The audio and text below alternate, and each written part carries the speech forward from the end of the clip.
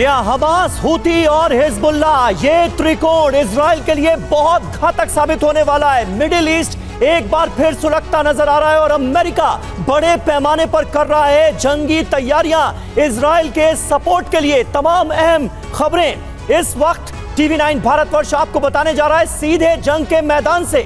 कट्टर दुश्मन एक साथ कैसे बचेगा इजराइल, ये है बड़ा सवाल। आपके साथ मैं हूं समीर अब्बास, मेरे साथ प्रतिमा मिश्रा भी मौजूद हैं। बहुत बड़ा खुलासा आज हम TV9 भारतवर्ष पर करने वाले हैं, जिससे गाजा जंग का रुख बदल जाएगा। मिडिल ईस्ट के सारे समीकरण बदल जाएंगे। मिडिल ईस्ट में कुछ बहुत विध्वंसक होने जा रहा है। वर्ल्ड एक्सप्लोसिव खबर TV9 भारतवर्ष आपको देने जा रहा है। जो अब तक नहीं हुआ वो चीन ने कर दिया है। गाजा में चीन रिमोट कंट्रोल सरकार बनाएगा। जी हां, चीन का इन्वॉल्वमेंट मिडिल ईस्ट में, गाजा में। मिडिल ईस्ट तनाव के बीच सबसे खतरनाक समीकरण सामने आए हैं। चीन के विनाश प्लान में 14 संगठन सामने आए हैं और इनके 4 मकसद भी क्लियर नजर आ रहे हैं। और आज इससे जुड़ी वर्ल्ड एक्सप्लोसिव खबर TV9 भारतवर्ष आपको देने जा रहा है। तो इधर गाजा को लेकर चीन का बड़ा प्लान डिकोड हुआ है। बड़ी खबर आपको बता दें, हमास के साथ खुलकर आ गया है चीन। जी हां, चीन ने इजराइल के सबसे बड़े दुश्मन आए एक साथ। हमास, फतह समेत 14 फिलिस्तीनी संगठन एकजुट हो गए हैं। बीजिंग में हानिया समेत सभी संगठनों के प्रमुख एक साथ नजर आए और ये जो इनका एक होना है वो दुनिया भर की चिंता बढ़ा रहा है।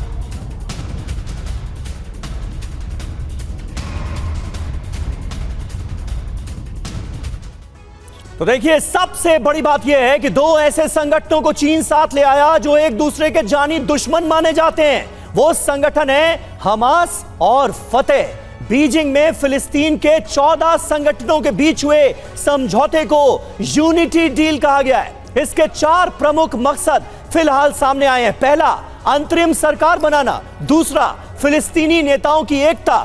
तीसरा मकसद, इजराइल को रोकना। और चौथा, अमेरिका को उलझाना। अब इसका असर क्या होगा ये जानना भी आपके लिए जरूरी है। मिडिल ईस्ट में नए जंगी समीकरण इसके बाद बनेंगे। मध्य पूर्व में चीनी दबदबा बढ़ेगा।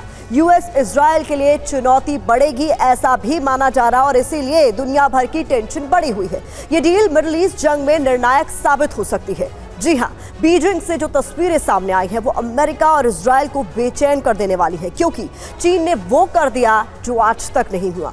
फिलिस्तीन के 2 कट्टर दुश्मन एक साथ नजर आए। बीजिंग में हमास और फतह ने पहली बार एक दूसरे के साथ मिलकर काम करने पर सहमति जताई है।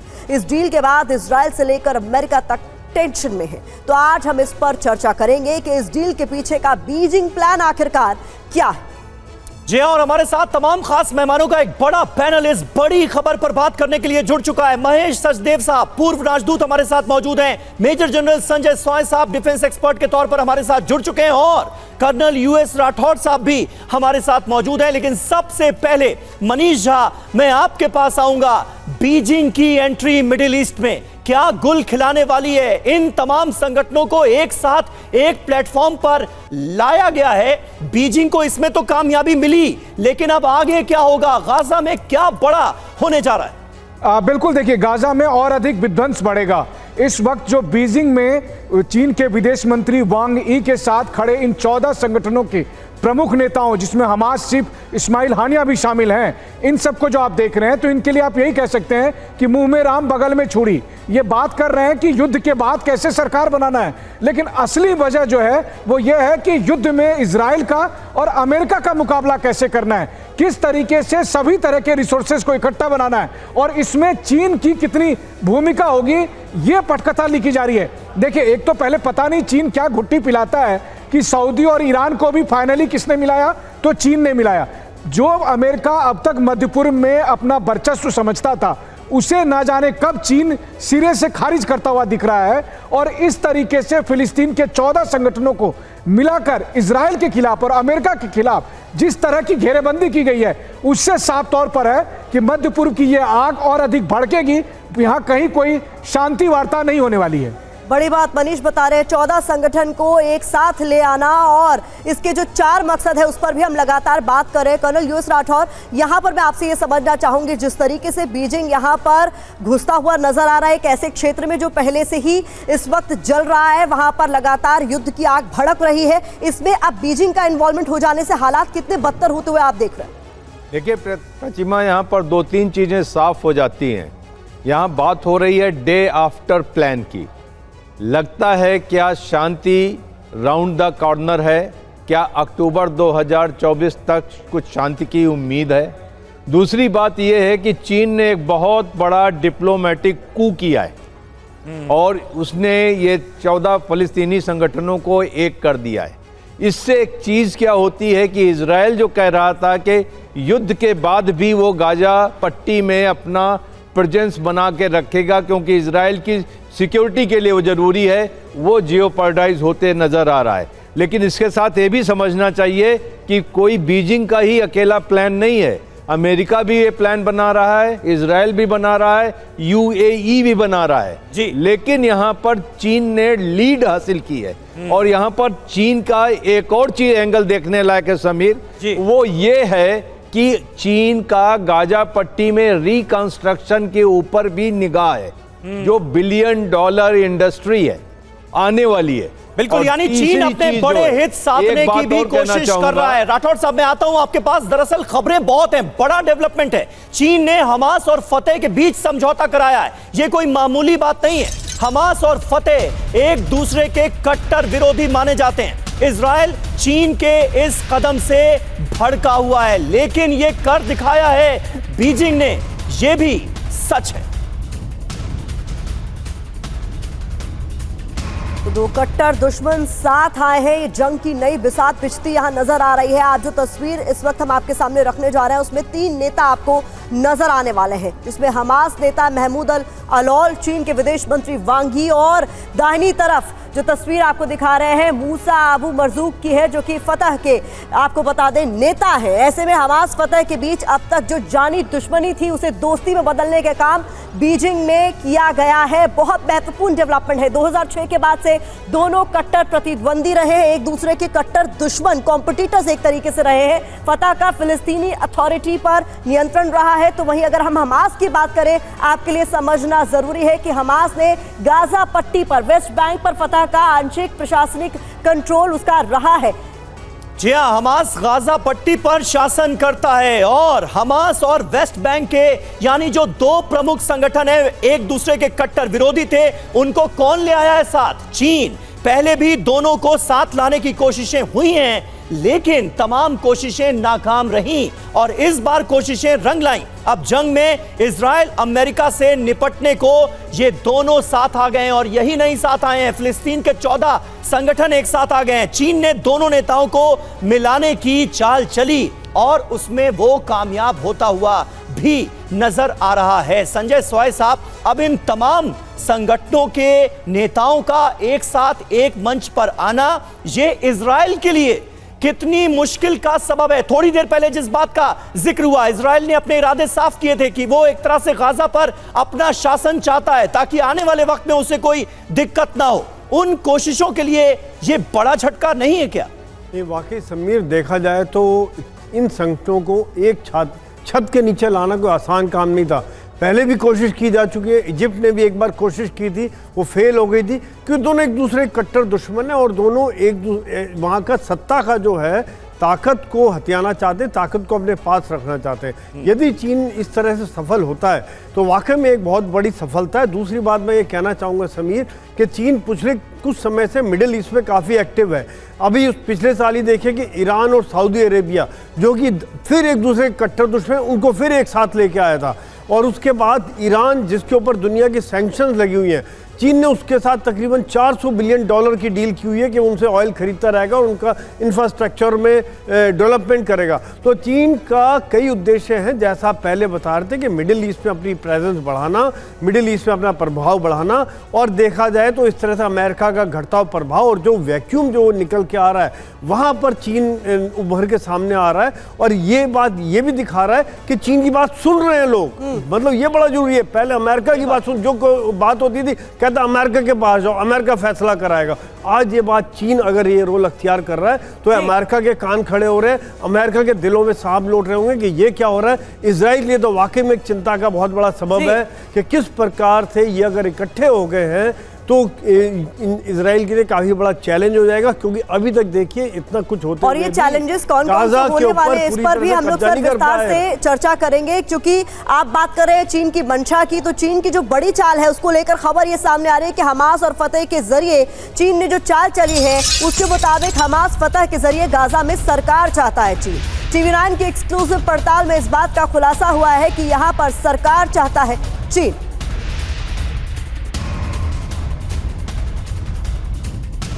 तो देखिए, अब कुछ एक्सक्लूसिव खुलासे इस डील से जुड़े आपके सामने हम रखने जा रहे हैं, इनको जरा ध्यान से देखिए।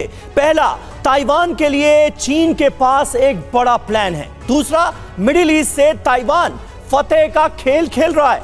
तीसरा खुलासा, यूएस इजराइल को डाइवर्ट करने की ये रणनीति है जिसमें वो सफल होता नजर आ रहा है। चौथा खुलासा, गाजा में इशारों पर नाचने वाली सरकार चाह रहा है, यानी हो वही करे वही यहां की सरकार जो चीन चाहे। पांचवा खुलासा, मिडिल ईस्ट में अमेरिका को मात देने की यह सीधी सीधी साजिश है, और ये खुलासे अपने आप में बड़े हैं प्रतिमा। तो देखिए महेश सचदेवा सर, जिस तरीके से हम लगातार बता रहे हैं कि चीन ने जो किया है उसके पीछे बहुत सोची समझी रणनीति भी है, कैसे देख रहे हैं आप इस पूरी डील को? मैं इस बारे में ज़्यादा आशान्वित नहीं हूँ। पहली बात तो ये है कि इजराइल इसका कट्टर विरोधी है।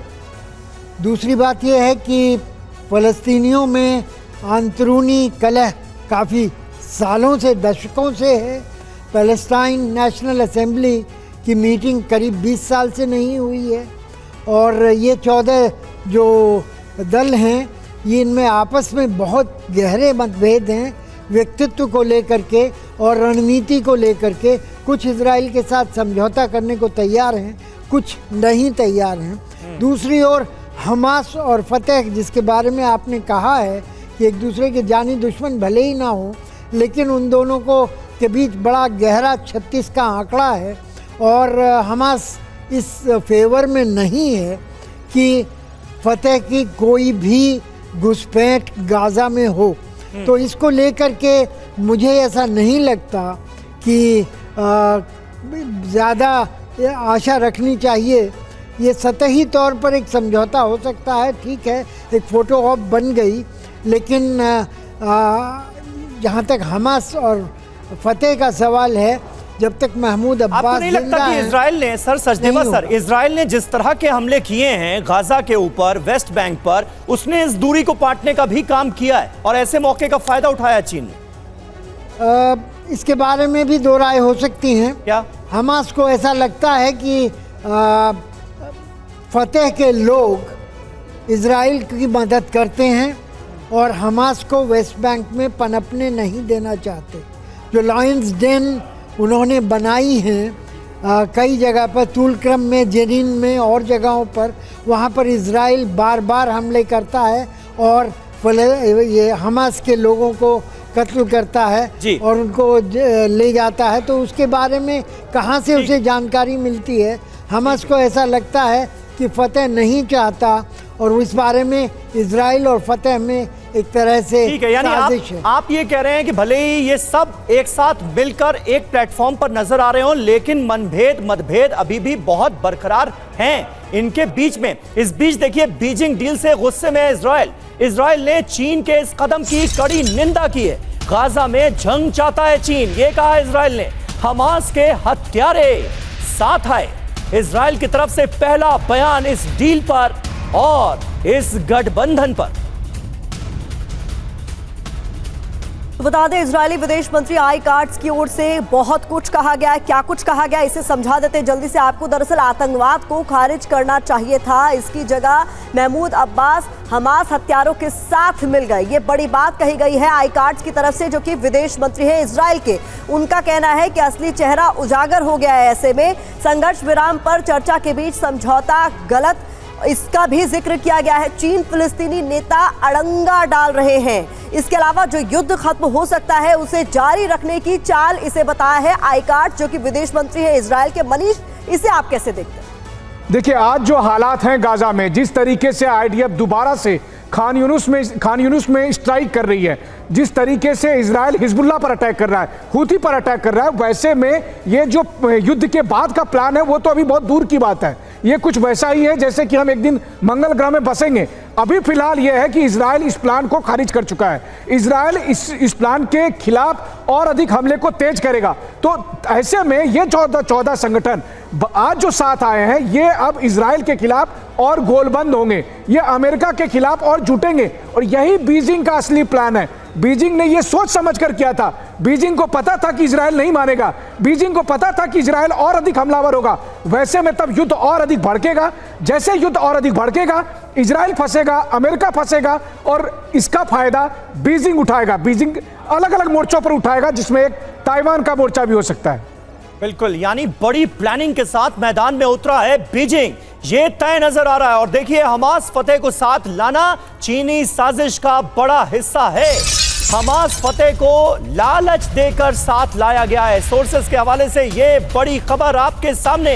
इजराइल अमेरिका के खिलाफ इनका इस्तेमाल करेगा चीन, ये प्लानिंग सामने आ रही है। तो आइए आपको बताते हैं कि दो धुर विरोधी हमास और फतह साथ तो आ गए हैं, लेकिन दोनों की सोच बिल्कुल अलग है। हमास की विचारधारा इस्लामवादी है और फतह की विचारधारा की बात करें तो धर्मनिरपेक्ष है। इजराइल से जंग का समर्थक है हमास, जबकि बात फतह की जाए तो वो बातचीत से इस मसले का हल चाहता है। हमास इजराइल को मान्यता नहीं देता, लेकिन 1967 के बॉर्डर को मानता है। जी हाँ, और फतेह इजराइल को मान्यता देता है, इसलिए हमास अक्सर फतेह पर यह आरोप लगाता है कि उसने तो इजराइल से डील कर ली है, इसलिए हम उसके साथ नहीं। लेकिन अब दोनों साथ आ गए हैं। आने वाले वक्त में क्या होगा देखना होगा। बीजिंग डील पर बहुत बड़ा खुलासा। मिडिल ईस्ट में अपना दबदबा चाहता है चाइना। गाजा में चीन के कई निवेश प्रोजेक्ट भी हैं। डील के जरिए चीन अपना मकसद साधने की कर रहा है कोशिश। तो बीजिंग डील से चीन को किस तरीके से फायदा हो सकता है, इसे भी समझने की कोशिश करते हैं। दरअसल मिडिल ईस्ट में निवेश करने का प्लान चीन का है और ऐसे में इस डील के पीछे की सबसे बड़ी वजह इसी को माना जा रहा है। इसके अलावा आपको बता दें, फिलिस्तीन में सौर ऊर्जा स्टेशन पर निवेश की जानकारी सामने आ रही है। प्रोजेक्ट में 2016 में 63 करोड़ इन्वेस्ट किए गए। हमास चीन में बने हथियार इस्तेमाल कर रहा है। इसके अलावा मिडिल ईस्ट में अमेरिका को टक्कर देने की कोशिश के तौर पर भी इसे देखा जा रहा है। और हमारे साथ राठौड़ साहब भी मौजूद हैं। राठौड़ साहब, डील हो चुकी है, बीजिंग ने अपने इरादे साफ कर दिए हैं, उसे इन इरादों को अमल में लाने में कामयाबी भी मिल गई है। अब इसका अंजाम युद्ध क्षेत्र में आने वाले वक्त में क्या पड़ने वाला है? देखिए समीर, यहाँ पर एक चीज समझनी होगी। नेटो का जब 75th एनिवर्सरी हुआ था तो ये डिसाइड हुआ था कि जॉर्डन में नेटो एक ऑफिस खोलेगा जी। तो जॉर्डन में नेटो का ऑफिस खुल रहा है।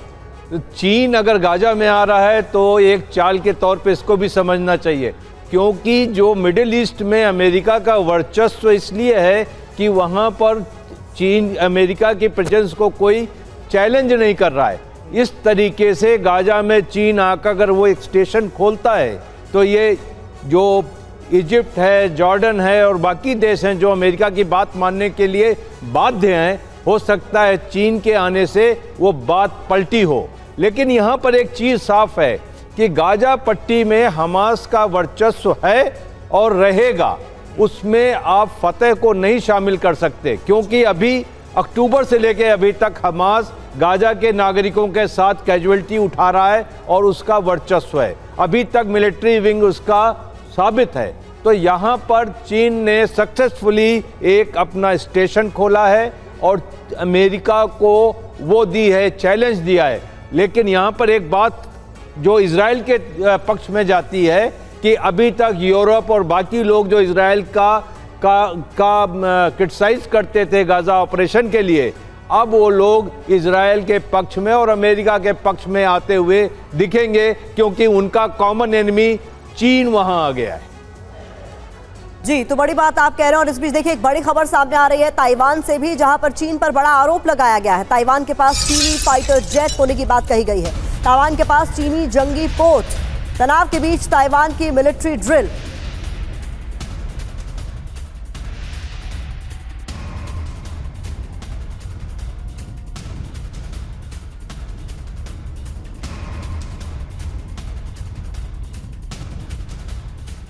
और ताइवान के पास चीन का घात, कुछ महत्वपूर्ण जानकारी आपसे साझा कर दे। दरअसल ताइवान स्ट्रेट के पास पीएलए की गतिविधि बढ़ गई है और इसको लेकर तस्वीरें भी सामने आई हैं जो कि टेंशन, तनाव लगातार इस इलाके में, क्षेत्र में बढ़ा रही है। 18 चीनी एयरक्राफ्ट, 8 जंगी पोतों की तैनाती को लेकर बड़ी जानकारी सामने आई है। किस तरह के एयरक्राफ्ट, जंगी पोत, इसका खुलासा हालांकि अब तक नहीं हो सका है सभी। बिल्कुल, और मीडियन लाइन के पार 6 पीएलए एयरक्राफ्ट आने की खबर भी है। यानी एक तरह से जंगी बेड़ा ताइवान के बहुत नजदीक है, पास है। चीनी सेना की हर गतिविधि पर नजर रख रहा है ताइवान भी। दक्षिण पश्चिम एयर डिफेंस आइडेंटिफिकेशन जोन में घुसपैठ की गई है। यानी ताइवान और चीन के बीच की ये टेंशन भी बढ़ती नजर आ रही है। और इस बीच देखिए ताइवान की ड्रिल की नई तस्वीरें भी सामने आ गई है। बड़ी खबर आपको बता दें, ताइवान की सबसे बड़ी मिलिट्री ड्रिल का वीडियो सामने आया है। संभावित तूफान से ड्रिल प्रभावित हालांकि हो सकती है, लेकिन ये तस्वीरें ताइवान की सबसे बड़ी मिलिट्री ड्रिल की।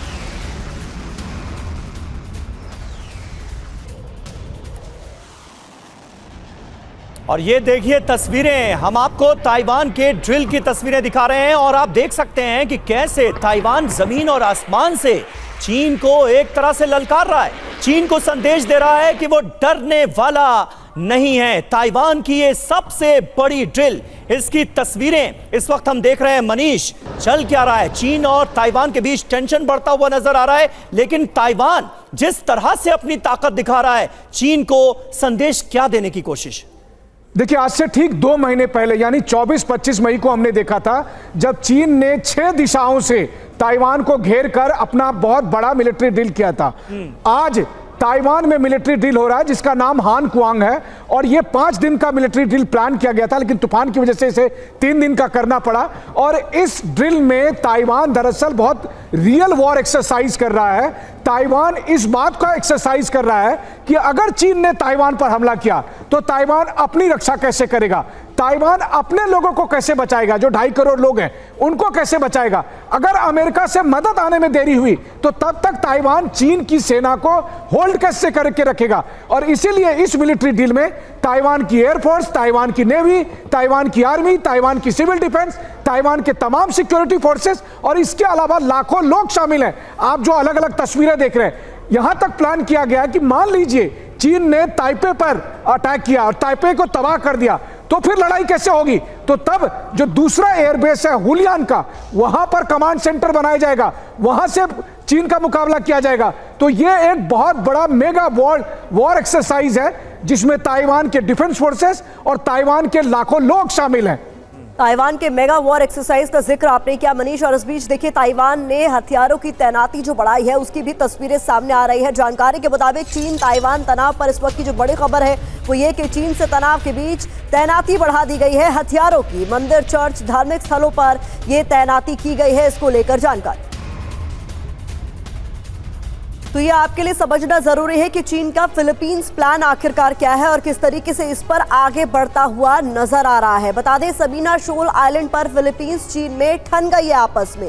जवाबी कार्रवाई की तैयारी कर रहा है इस बीच चीन की तरफ से कहा जा रहा है कि फिलीपींस इस आइलैंड से दूर रहे। जी हाँ, फिलीपींस क्या दावा कर रहा है ये भी देख लीजिए। फिलीपींस का दावा है कि चीन आर्टिफिशियल आइलैंड यहां पर बना रहा है, स्प्रैटली आइलैंड। दोनों देशों के बीच इस तरह से तनाव का एक नया केंद्र बनता हुआ नजर आ रहा है। द मॉन्स्टर नाम से चीनी नौसैनिक दल की तैनाती से भी निश्चित तौर पर तनाव बढ़ा है। चीन ने कहा है कि फिलीपींस के आरोप उसे बदनाम करने की साजिश हैं। फिलीपींस ने ऐसा किया तो उसका अंजाम बहुत बुरा होगा, ये धमकी भी चीन ने फिलीपींस को दे दी। और इस बीच देखिए एक और बड़ी खबर का हम रुख करने जा रहे हैं। ब्रिटेन के नए सेना प्रमुख का बड़ा बयान सामने आया है। 3 साल में ब्रिटेन की बड़ी जंग, ये वॉकर की ओर से कहा गया है, हमें तैयारी करनी होगी। रूस, चीन, ईरान से खतरा बताते हुए तैयारी की बात कही गई।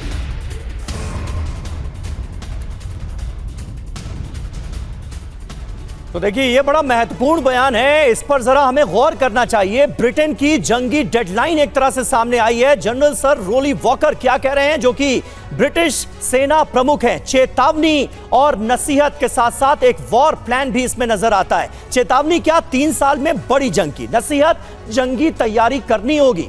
वॉर प्लान 2027 का, और खतरा किससे, तीन देशों से, चीन, रूस और ईरान, जो आजकल एक साथ एक प्लेटफॉर्म पर नजर आ रहे हैं। बड़ी चेतावनी क्या है इसमें? ब्रिटेन के दुश्मन एकजुट होते नजर आ रहे हैं। चीन, रूस और ईरान से खतरा है, यह सीधे सीधे बता दिया गया है। कहा यह गया है कि हमें ताकत बढ़ानी होगी, हमारे पास सिर्फ 3 साल का वक्त है, 3 गुना ताकत इन 3 सालों में बढ़ाई जाएगी। 3 गुना बड़ी आर्मी को मात देने की कुव्वत हासिल कर लेंगे, यह सीधे तौर पर बताया गया है। एक तरफ बढ़ता खतरा और दूसरी तरफ ये बढ़ती तैयारियां। सोए साहब, आपका मैं रुख करना चाहूंगी, किस तरीके से आप देखते हैं जिस तरीके से ब्रिटिश आर्मी के प्रमुख की ओर से ये बड़ी बात कही गई है कि हमें तैयार रहने की जरूरत है, अपनी ताकत बढ़ाने की जरूरत है, और सीधे तौर पर बताया है रूस से खतरे की बात कही गई है, चीन से खतरे की बात कही, इसे कैसे देखते हैं आप? ये देखिए, ऐसा है कि अभी जैसा कि माहौल दुनिया का देख रहे हैं हम कि एक तरफ रशिया यूक्रेन चल रहा है, काफ़ी समय से चल रहा है, यह इजराइल गाज़ा चल रहा है, इजराइल हिजबुल्लाह, हूथी, रेड सी, ये सब इलाकों में हो रहा है, साथ साथ साउथ चाइना सी, यानी कि दुनिया में कई केंद्र बिंदु बने हुए हैं। उधर से नॉर्थ कोरिया भी उभर के आ रहा है, तो वहाँ पर भी साउथ कोरिया और जापान को खतरा है। तो ऐसे में अगर हम देखा जाए तो अमेरिका एक तरफ से खड़ा हुआ है, काफ़ी स्ट्रॉन्ग स्टैंड ले रहा है, लेकिन उसके साथ नेटो में जो सबसे बड़ा जो कंट्री साथ खड़ा होता है अमेरिका के हमेशा, वो ब्रिटेन है। क्यों कहीं भी कोई बात हो तो ब्रिटेन सबसे पहले अमेरिका के साथ खड़े होकर, उनकी चाहे ट्रूप डिप्लॉयमेंट हो या डिप्लोमेटिक फ्रंट पे हो, हर फ्रंट पे वो साथ देता है। यहाँ पर जिस प्रकार से माहौल है, वाकई में एक ज़रूरत है कि इनको भी अपनी सेना को और मॉडर्नाइज करें, आगे बढ़ाएं, और ये उन्होंने अपना विज़न 2027 रखा है कि 2027 में हमारी सेना की क्या शेप होगी। शायद उन्होंने अपने सैनिकों को, अपने ऑफिसर्स को और अपने जो देश की ब्यूरोक्रेसी को ये मैसेज दिया है कि हम किस प्रकार से मॉडर्नाइज करेंगे, किस लाइन पर हम आगे चलेंगे, ताकि। सोए साहब, आपने जो कहा वो निश्चित तौर पर काबिले गौर है, लेकिन इस वक्त एक बहुत बड़ी खबर आ रही है फ्रांस के लिए। ये बहुत बड़ी खबर है। पेरिस ओलंपिक को लेकर हमास ने दे दी है बहुत बड़ी धमकी। कहा यह गया है कि पेरिस की सड़कों को खून से लाल कर दिया जाएगा, ओलंपिक में खून की नदियां बहा देंगे, यहूदियों को खेलने के लिए बुलाया गया है, इसकी सजा मिलेगी। हमास की बहुत बड़ी धमकी। बिस्मिल्लाहिर्रहमानिर्रहीम। يستمر كفاحنا ضد الكيان الصهيوني. نوجه رسالة إلى الشعب الفرنسي وإلى الرئيس الفرنسي ماكرون. لقد دعمتم النظام الصهيوني في حربه الإجرامية ضد الشعب الفلسطيني. لقد زودتم الصهاينة بالأسلحة وساعدتم في قتل إخوتنا وإخواتنا وأطفالنا. لقد قمتم بدعوة الصهاينة إلى الألعاب الأولمبية. سوف تدفعون ثمن ما فعلتم. سوف تتدفق أنهارا من الدماء في شوارع باريس، وهذا اليوم قادم بإذن الله تعالى. الله أكبر. तो हमास की खुलेआम धमकी, फ्रांस को मनीष कैसे इसे देखा जाए? जिस हमास के खात्मे की इजराइल ने कसमें खाई थी, जड़ से समूल नष्ट करने की जिसको बात की गई थी, आज उसके पास इतनी शक्ति, इतनी हिम्मत कि फ्रांस को धमका रहा है। देखिए, हमास की कैपेबिलिटी तो पूरी दुनिया ने देख लिया जब 7 अक्टूबर को उन्होंने इजराइल पर हमला किया था, लेकिन पर्टिकुलर जहां पर कि पेरिस ओलंपिक में इजरायली टीम मौजूद है, हालांकि इजरायली टीम की काफ़ी सुरक्षा व्यवस्था की गई है, लेकिन हमास के इस पर्टिकुलर वीडियो को लेकर हमास के पॉलिटिकल विंग ने एक बयान जारी किया है और उसमें उन्होंने कहा है कि ये वीडियो इजरायलियों ने बनाया है ताकि हमास को बदनाम करने के लिए या फिर रेसिस्टेंस फोर्स की जो लड़ाई है इजराइल के खिलाफ उसको बदनाम करने के लिए है। पेरिस ओलंपिक उनका टारगेट नहीं है, ये हमास की तरफ से उनके पॉलिटिकल विंग का स्टेटमेंट है। तो हम दोनों पक्ष दिखा रहे हैं, ये वीडियो भी दिखा रहे हैं जिसमें कि ये दावा किया जा रहा है कि पेरिस में खून की नदियां बहाएंगे, वहीं दूसरी तरफ हमास का वो स्टेटमेंट भी हम दर्शकों के सामने रख रहे हैं जिसमें हमास ने कहा है कि ये हम लोग ऐसा कुछ नहीं करने जा रहे हैं, बल्कि ये यहूदियों की, इजरायलियों की एक तरह का प्रोपेगेंडा है